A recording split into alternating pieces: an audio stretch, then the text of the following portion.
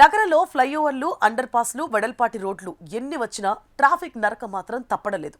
మౌలిక వసతుల కొరత కంటే వాహనదారుల్లో లేని డిసిప్లిన్ అంటే రోడ్డుపై కేటాయించిన వరుసల్లో వెళ్లడం అనే క్రమశిక్షణ లేకపోవడమే ఈ సమస్యకు ప్రధాన కారణం. రోడ్డుపై గీసిన తెల్లటి గీతలు కేవలం అలంకారం కోసం వేసినట్లు భావిస్తున్నారు.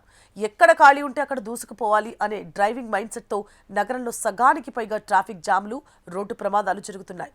భారీ వాహనాల ఇష్టారాజ్యం, బైక్ల జిగ్జాగ్ ప్రయాణాలు ఈ గందరగోళాన్ని మరింత తీవ్రం చేస్తున్నాయి. రూల్స్ ప్రకారం ఆర్టీసీ బస్సులు, స్కూల్, కాలేజ్ బస్సులు ఎడమవైపు లైన్లలోనే వెళ్లాలి. కానీ అవి కుడివైపు లైన్లను ఆక్రమించి అత్యంత నెమ్మదిగా వెళుతూ రోడ్డంతా బ్లాక్ చేస్తున్నాయి. వీటికి తోడు 2 కార్ల మధ్య ఇంచు ఖాళీ ఉన్నా సరే బైకులు, ఆటోలను వంకర టింకరగా నడిపిస్తూ మధ్యలో నుంచి దూసుకెళ్లే వారి వల్ల ప్రమాదాలు కూడా జరుగుతున్నాయి. లైన్ మారేటప్పుడు కాదు కదా, లెఫ్ట్ లేదా రైట్ టర్న్ తీసుకుంటున్నప్పుడు కూడా ఇండికేటర్ వేయాలని, హ్యాండ్ సిగ్నల్స్ చూపించాలి అన్న అవగాహన కూడా చాలా మందికి ఉండడం లేదు. మన దేశంలో మోటార్ వాహనాల చట్టం ప్రకారం లారీలు, బస్సులు ఎడమవైపు లైన్లో, కార్లు, బైక్ల మధ్య లైన్లో ప్రయాణించాలి. ఓవర్టేక్ చేసే సమయంలో మాత్రమే లైన్ మారాలి. ఆ తర్వాత మళ్లీ ఎప్పటిలాగే అదే లైన్లో వెళ్లాలి. కానీ లెఫ్ట్లో వెళ్లాల్సిన వాళ్ళు రైట్లో వెళ్లాల్సిన వాళ్ళు లెఫ్ట్లో, ఇంకొందరు ఎక్కడ సందు దొరికితే అందులో నుంచి వెళ్లిపోతారు. కొందరు ట్రాఫిక్ సిగ్నల్స్, ఫుట్పాత్లు, డివైడర్లపై నుంచి కూడా వెళ్లిన సందర్భాలున్నాయి.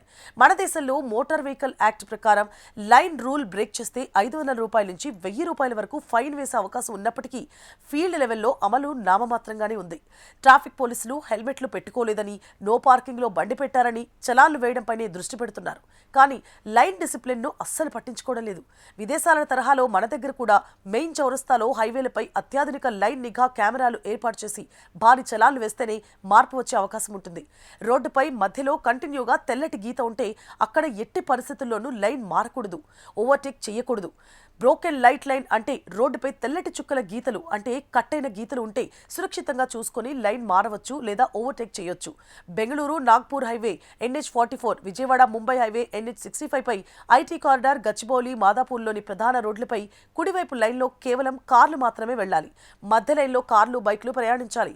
ఎడమవైపు లైన్ అంటే స్లో లైన్, దీనిపై బస్సులు, లారీలు నెమ్మదిగా వెళితే భారీ వాహనాలకు మాత్రమే అనుమతి. నగరంలో ముషీరాబాద్, చిక్కడపల్లి, నారాయణగూడ మెయిన్ రోడ్లు, సికింద్రాబాద్ పరిసర ప్రాంతాలు, పాతబస్తీ ఇంటర్నల్ రోడ్లపై ఒకవైపు ప్రయాణానికి కేవలం 2 లైన్లు మాత్రమే ఉంటాయి. కుడివైపు లైన్లలో కార్లు, వేగంగా వెళ్లే బైక్లు ప్రయాణించాలి. ఎడమవైపు లైన్లలో బస్సులు, లారీలు, ఆటోలు, నెమ్మదిగా వెళ్లే 2 వీలర్స్ వెళ్లాలి. ఎప్పుడైనా ఒక లైన్ నుంచి మరో లైన్లోకి మారేటప్పుడు తప్పనిసరిగా ఇండికేటర్ వేయాలి. మిర్రర్స్ చెక్ చేసుకోవాలి. జర్మనీలో డిసిప్లిన్ అంటే డిసిప్లినే. జర్మనీలోని హైవేలపై కొన్ని ప్రాంతాల్లో స్పీడ్ లిమిట్ ఉండదు. అయినా అక్కడ ప్రమాదాలు జరగకపోవడానికి కారణం వారి రైట్ లేన్ రూల్. ఎంత స్పీడ్గా నడిచే కారైనా రోడ్లకు కుడివైపు లైన్లోనే ప్రయాణిస్తుంది. ఎడమవైపు లైన్ కేవలం ముందున్న వాహనాన్ని ఓవర్టేక్ చేయడానికి మాత్రమే వాడతారు. ఒకసారి ఓవర్టేక్ పూర్తి కాగానే తిరిగి కుడి లైన్లోకి వచ్చేస్తుంది. అంతేకాదు, జర్మనీలో కుడివైపు నుంచి ఓవర్టేక్ చేయడం నేరం. డ్రైవర్లందరికీ ఈ నియమాలపై అవగాహన ఉంటుంది, పాటిస్తారు కూడా. జపాన్ దేశస్థుల ట్రాఫిక్ డిసిప్లిన్ గురించి ఎంత చెప్పుకున్నా తక్కువే. అక్కడ ఎంతటి భారీ ట్రాఫిక్ జామ్ ఉన్నా అంబులెన్స్ లేదా ఫైర్ ఇంజిన్ వంటి అత్యవసర వాహనాల సైరన్ వినపడగానే రోడ్లపై ఉన్న వాహనాలు అన్ని 2 వైపులా పక్కకు జరిగి మధ్యలో దారి ఏర్పాటు చేస్తాయి. దీనిని మిరాకిల్ కారిడార్ అని పిలుస్తారు. జపాన్ జనాలు రోడ్లపై నడుస్తున్నప్పుడు, డ్రైవింగ్ చేస్తున్నప్పుడు ఇతరులకు ఇబ్బంది కలిగించకూడదు అనే భావనతో ఉంటారు. అందుకే అక్కడ హారన్లు కొట్టడం, అనవసరంగా లైన్లు మారి వేరొకరిని ఇబ్బంది పెట్టడం వంటివి అస్సలు కనిపించవు.